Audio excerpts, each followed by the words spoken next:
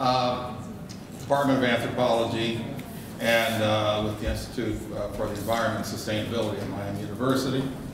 And I'm joined up here with Gail, Della, Piana, who is a professor emeritus of architecture at Miami University, and Doug Troy, who is associate dean and professor of computer science and software engineering at Miami University, and Jason Reck, who is a professor in the geology department at Miami University. All of us have worked with the Myaamia Nation in various capacities over the years. Now, when Daryl came to me with this topic and asked me to moderate it, we're talking about faculty involvement with the Myaami tribe and Myaamia Project, and the first thing I thought about was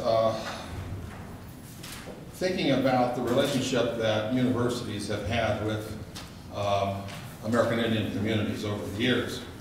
And I'd be remiss if I didn't mention that this has been a less than glorious history. Needless to say, many of you are aware of that, where we have much evidence of the confiscation of cultural property, top-down research, and projects that have been dominated by the interest of savants from the university and not driven by the interest nor the well-being of the communities that were the focus of the quote-unquote study.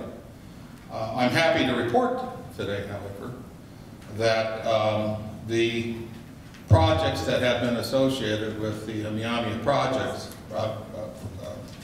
Myaamia work over the years, have been and are being executed as community-driven, and they are nested in application and partnership, and to reflect on what Wes Leonard said earlier today, he was spot on, and that the success of these projects have been defined in the context of community needs and practices. And we should congratulate ourselves on that. I think that's a very, very commendable outcome. And I wanted to find out something also about the history of academic work with the Myaamia Nation, and so the person I called was Bobby Burke. And when I call Bobby, the first thing that comes to her mind is, here's Adolph asking for money. So I surprised her. I said, Bobby, I want information. And she has been compiling a history of academic work with the tribe. So I went over this. This is unscientific, but it was interesting. I think, and I'm estimating at this point in time, we have about 8 to 10 different departments that have worked with the Myaamia Nation over the years, and we have, and this is running concurrently. A lot of these projects are running concurrently. And I've estimated between 43 and 45 academic years of work with the Myaamia Nation from 8 to 10 different departments. That's pretty impressive, all right? And all of this work, as far as I can ascertain, has been application. It's been community-driven, and it's been a matter of having good, solid working relationships between Miami University and the Myaamia Nation, and we are to be commended with that. Now, having said that, and providing this little bit of context and so on, I'm going to turn it over to my colleagues here to talk about their projects and experience and so on. And Gail, you're right next to me. You're it. Okay. I've worked with the Myaamia Nation over a period of 4 or 5 years, actually, of taking students to Oklahoma, having them walk the land, understand site and client relationships, understanding how culture impacts design.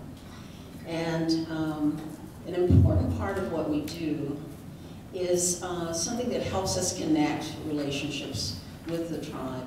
And I feel that gift giving is a very important part of that. And so one of the things that we've tried to do over the years is have the students actually design and make gifts that say something about the experience that they have received from the Myamis, and a way of saying thank you, because the relationships to the students, help them learn about the tribe, learn about themselves, and learn about architecture in a very different way, in a very meaningful way.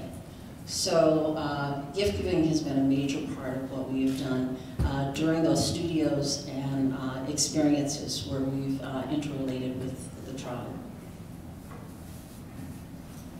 I'm Doug Troy, Computer Science and Software Engineering Department. I've been working with Daryl on the Myaamia Project in the Miami tribe since 2009. And you might wonder, what does computer science have to do with the Myaamia Project? My students and I work with Daryl and his team to develop language learning tools, software like websites, and we're working on an app right now for iPhones. And we're trying to provide tools that families can use in their homes to learn the Myaamia language. My projects go all the way from sophomores up through graduate students. So we have a regular project in our sophomore level software engineering course where we work on these websites. And a couple of my other colleagues work with me too. One is Janet Burge out there. Do you want to wave, Janet? So Janet's another one of our professors that works on the projects. Some examples are learning to count in Myaamia language. So that's one of our examples, and we'll be talking more in the next session actually about that. So that's software projects. I have capstones going on. One of them is this home learning kit project, where we're trying to provide products to go with Daryl and George's work on teaching the language in the home. And then I had a master's student who actually was the first person that started off on that home learning kit. And the elders probably remember the Smart Pen project that my students did. And the company that makes the Smart Pen has decided to no longer support third-party software development, so we're moving to smartphones instead of smart pens. So for me, it's the projects have been a great learning experience. First of all, it's a really nice way to introduce our computer science students to the heritage of the university and of the Miami people. I think the students like the projects because we're producing something that people want, something that's useful. We love working with Daryl, the Myaamia Project. The Cultural Resources Center has been great at supporting our projects. So I think it's just very motivational for us. It's very fulfilling for us to have the opportunity to work with you all.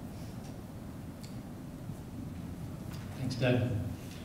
I'll do my best up here. I'm used to communicating both verbally and visually with a PowerPoint. But Adolph told me I wasn't allowed. So I had all these great visuals for you that you're not going to see. But I'm Jason Reck. I'm in the Department of Geology and Environmental Earth Science.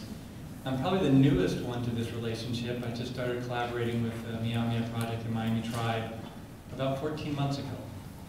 So our whole family went down to the Stomp Dance in January in 2011.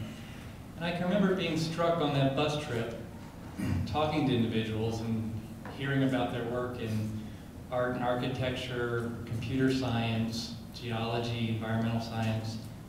And I just couldn't put the pieces together. I couldn't figure out how all of these disparate disciplines were working with the Myaamia Project. And so it was pretty fascinating to get down to Myaamia and actually see how they all relate directly to the Myaamia Project. So that was great. For the last summer, for the first time, my colleague Jonathan Levy and I taught an Environmental Issues of the Miami Tribe summer course. And this was really a course that has a long history. It's been taught for quite a while through the Institute for Environmental Science. And we took it over as Sandy and Adolph are retiring or close to retirement. Yeah. And it was pretty fascinating. And first thing I must say is it's been a huge educational process for the faculty and the students. I didn't understand all the intricacies of the different projects with the Myaamia Project, the Miami Tribe. Our syllabus last year, I noticed that Daryl had misspelled George Einstrack's name throughout the syllabus. Sometimes he just wrote George Strack. So I had to go through the syllabus and add iron everywhere. Now I realize that that was incorrect.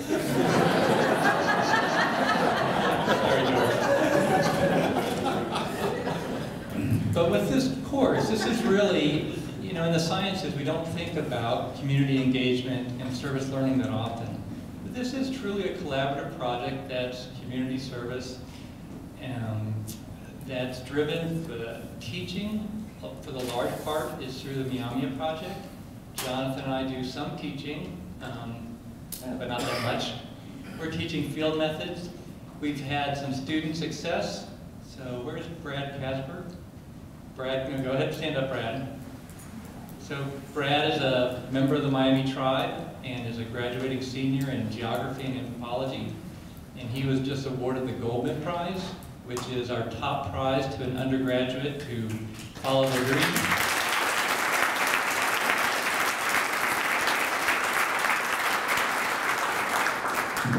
So he got a chunk of money to follow his dream, which is to understand environmental contamination from the Tri-State Mining District, the chat piles at Tar Creek, to the lands around that area, and to understand how that environmental contamination influences how the land can be used for agriculture or business, which comes right into line with developing a sustainable land use plan for the Miami Nation of Oklahoma. So that's one project. Another project, we have a student who was just awarded an undergraduate summer scholar fellowship to look at tracing the source of lead pollution with different isotopic techniques in vegetation in the surrounding areas. So I think the goal of our project is to, one, for Jonathan and I to become more educated about the Myaamia Project in Miami Nation. We're disseminating these results through our classes. I can tell you that now I have a lot more to say about the Miami tribe and what's going on. And then we want to see student success. We want to see student-generated research projects that are, where the broader research questions are generated by the Miami tribe and the Myaamia Project. And we're hoping to facilitate them. So we're only 1 year in. We have our second Environmental Issues of the Miami Tribe workshop this summer from May 8th through 17th. So you'll see us down there again. We're hoping for good weather. Last year was a little cold and wet, but yeah. Gail, do you want to speak about the, I was going to ask Gail to speak about some of the projects that you specifically worked on in terms of design elements and so on. Okay, over the years, we have been asked to engage in doing a visitor center, designing a visitor center, designing a place for people to come and be educated about the role of the buffalo in tribal life, and being able to purchase buffalo, be able to be given buffalo, to be on the land, and the importance to the environment of the buffalo. We've been engaged in doing things for the Senior Citizen Center, in designing housing. Also doing some of the graphic work for submitting grants for various buildings. So the students have, having a client, having someone they care about has been a very important part of what we've done. And, you know, I often am critical of students perhaps not having a positive energy about their environment or being sensitive or engaging in a way that they should. And yet, my class in 2008, they had never met Chief Leonard, and yet they knew the importance of Chief Leonard to the partnership between Miami University and the Miami tribe. And when he died, they insisted on designing a piece of sculpture, a crane, a sandhill crane. And they didn't know anything about welding. They had no clue where they were going to get the money to do this. But basically, they put it together. Everyone played a role, and they used the symbolism that they had learned about the tribe and color and form, about history and present life, the life of the tribe today. And really, it was something that came from their hearts. They absolutely wanted to make a statement and say thank you to Chief Leonard. And so there have been connections that I know students have taken with them. There are students that asked to engage in the studio for more than 1 year. That's just unheard of in architecture. You move on and do something else the following year. There have been students who have done independent studies to continue their work with the tribe. It's been so meaningful to them. So there have been many gains. All of us have learned so much as a result of the experiences that we've had. And we are thankful. Speaking of awards, we have over here a poster recognizing Myaamia as being receiving the President's Award for Service Learning. And my sophomore project is considered as a service learning course, and the client is the Myaamia Project and the Miami Tribe. So it's another recognition, I think, of the impact of the partnership on the university as a whole. And I'll follow up on Gail's comment about the client. The client relationship is what's important to us too. It's the opportunity for our students to have this client relationship with a project that they care about is, I think, is the key to the relationship that we have. I get the microphone again. So one thing I didn't say at first was the role of community here. And being a faculty member, a lot of time it's a little bit of a rat race to publish results in peer-reviewed journals, and that's how we're evaluated. And this project has been extremely rewarding because it's not about at all publishing journals, or publishing research in peer-reviewed journals. This is a development of community. However you define community, and here it's a community of Miami University and the Miami Tribe. And our goals are not short-term goals, they're long-term goals. And the students and the faculty find that incredibly rewarding. And we had the same thing, where we had students who went to Oklahoma with us last summer, and they're asking to register again for our same course to do it again. We never did that. And we had to tell them no, because you're not allowed to do that. So I just wanted to say that's part of this that's very rewarding, is these long-term relationships that we're building and long-term goals, which is somewhat unique in academia. You know, it occurred to me that what's missing up here is we should have Julie Olds up here and Daryl, all right? But you're not going to come up, I know. A question I would ask is, how do we evaluate the partnership on an ongoing basis? And you know, what do we have success with the program and the projects we have with our students and our students' relatives and so on. And we often, I think we need to keep continuous lines of communication and talk about where we're going with projects and the like, because we have to raise the question of it's a question I've always raised. People that work with me know that I'm always concerned about two questions I've always asked in my career as an applied ethnographer, and that is, what's my purpose and who's empowered by what I do? And I have to be comfortable that those questions are being answered at some level of satisfaction to me and to those that I partner with and work with. And so you're always concerned about whether we have a symmetry in the relationship, whether there is a balance, that we are we have a working relationship that is mutual benefit to both parties, to make certain that we're just not carrying on, and that we are doing work with a community, but is community capacity actually being served here? Because ultimately, we're looking at this as an applied researcher. The issue that I'm concerned with is that we would like to see, this is a tough thing to say, and it doesn't necessarily apply to how the Myaamia Project has evolved, because what you're doing here is so very, very special.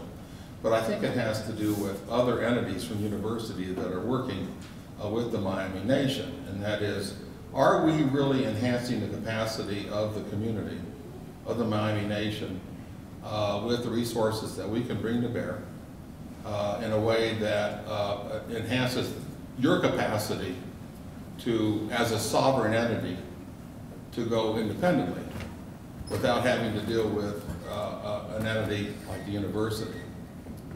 It's almost like a sacrilege to say, but it is in fact something I think we need to raise that question continuously. Otherwise, we want to avoid, and I don't think it's going to happen here, but we want to avoid any of the vestiges of a kind of intellectual colonialism that universities have been involved with for so many years with regard to working in Indian country.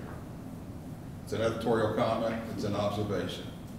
And I'm not necessarily requesting a response to it, but we're going to open it up now to questions from you all.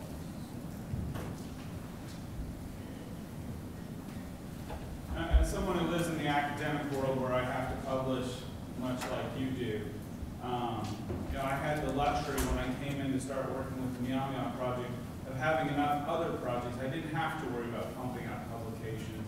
But of course, you know, to really build the kind of cultural bonds you need to do this work takes a lot of time. And you know, specifically in geology, you can just as easily go to a landfill on the edge of Cincinnati and do a project and get a publication in 6 months that with this effort might take you 3 years. How has the administration sort of responded to this relationship and trying to encourage faculty to work with the Myaamia Project and the tribe in a way that's really meaningful, while recognizing that sometimes you may not meet those metrics that they'd like you to have? And are those limitations specifically difficult for young faculty? Because like myself, I noticed several of you have a bit of gray hair around the temples. We'll talk after. I'll respond after you, Jason, to that. Okay. So a few comments to that. One, for very young faculty, I don't think it's really possible. Pre-tenure career, it's just too difficult, right? You have to go through those first 6 years to overcome that. After that, I think the university is very supportive, but there are also kind of heated discussions and debate at the university about the role of service learning and community engagement versus publishing in academic journals to peers. Because we get rated both ways by government entities and other institutions. And I haven't really been involved in those, but I have colleagues who have been involved in those, who have been in fierce debates with the provost about community engagement and the importance of it relative to publishing.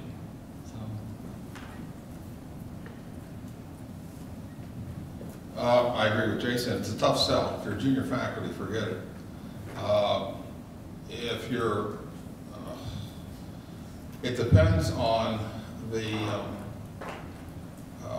disposition of administrator that you're working with, that you're being supervised by, and it depends on how much of a sales pitch that you can make to that they understand and appreciate the importance of community-based work and community engagement or service learning, what have you.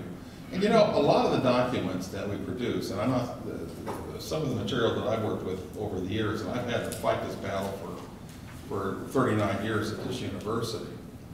Does it show? No, not at all. Thank you. You're making a comeback now. It's been trying to convince them that when I'm producing limited access documents for the National Park Service under contract, things of that sort, that these are subject to very strident and strenuous peer review. And some of this stuff has had to be held up in a federal court. So those are tough hurdles, I think. But over a period of time, I've had the good fortune of having some deans that have understood what this was all about.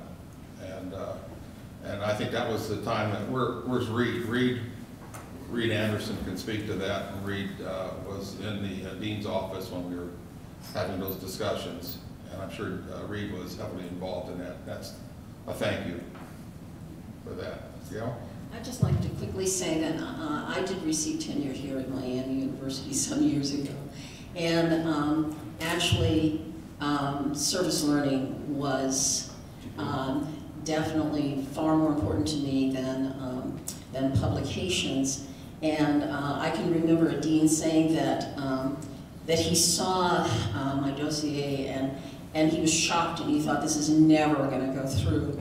And no one turned me down. I did get tenure. But I mean, I think that learning from service, engaging in community, is sort of it's an important part of education, and yet there are certainly people that you have to convince. Their arms you have to twist, but from my point of view, it is really, whether you're working, engaging with the Miami Nation, or whether you're engaging in Ghana, West Africa, or whether you're engaging in elementary schools here in the community, it's real, and it really helps students develop a bridge between theory and practice, and it is the most valuable part of learning, getting people out of the classroom.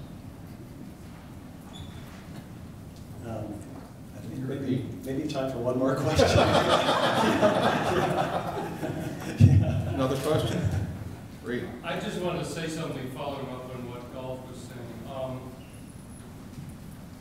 This is an anniversary weekend, and I think it's appropriate that I say that I got a call from Julie all these many years ago, and she said to me words to this effect: I think it's time we take the next step.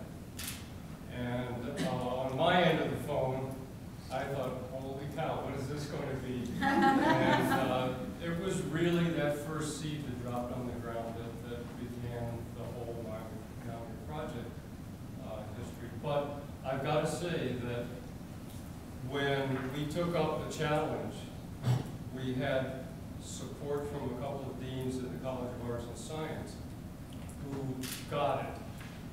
Who didn't say no, and I really didn't get no for an answer anywhere I went, as long as we framed it in the way that this whole thing has evolved. So from the very inception, I think that Miami demonstrated a kind of flexibility and a willingness to push the edges for something that they saw as valuable and that was going to be sustainable, and that was going to really change the culture here as well as benefit a broader culture of those. The word client doesn't quite get what I'm talking about, but the people that we've developed a relationship with. Nothing could have happened without the friendship and trust that was developed over a 40-year history. And I just want to take this moment to acknowledge that collaborative approach on the part of administrators. When they were lobbied, when we talked to them, there was never a no. There was generally a how are we going to do it, and they went along with it. Carl Maddox, John Skillings, to be very specific in College of Science, Division of Student Affairs, certainly the College of Education. Just to kind of put that footnote on it for this anniversary week. Thank you. Let's hold in the back. Yeah. I was hoping to get more information about embedding a service learning component with the Myaamia Project courses. I can't hear. More about embedding a service learning component with the Myaamia track in your courses. How you go about doing it.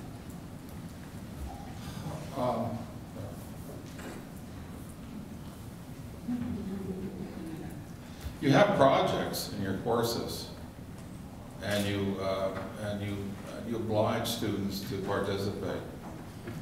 I've never made any of my projects voluntary.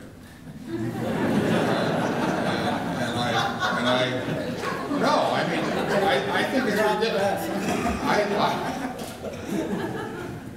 I've always felt that is so important.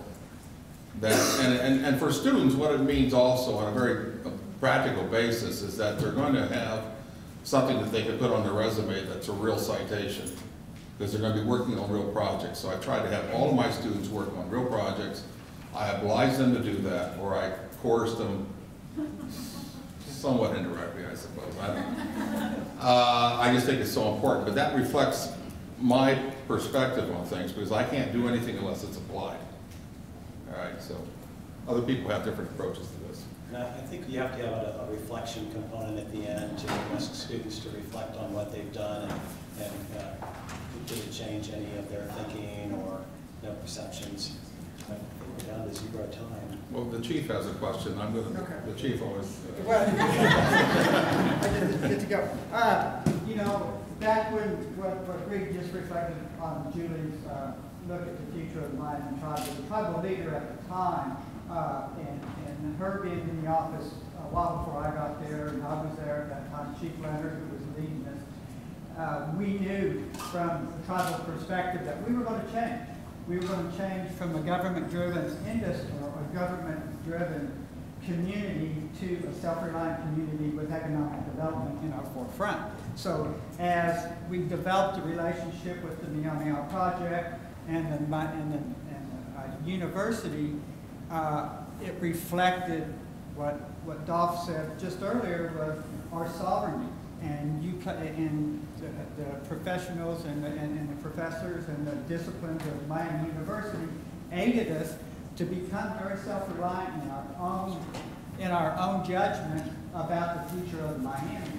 And I think we've done well. You look at this room, you look at last night, that we now don't need anybody else to tell us what to do except for the Miami. So thank you for your years of helping us to come down there and do what you do in Oklahoma and for the rest of the tribe. Thank you, Chief.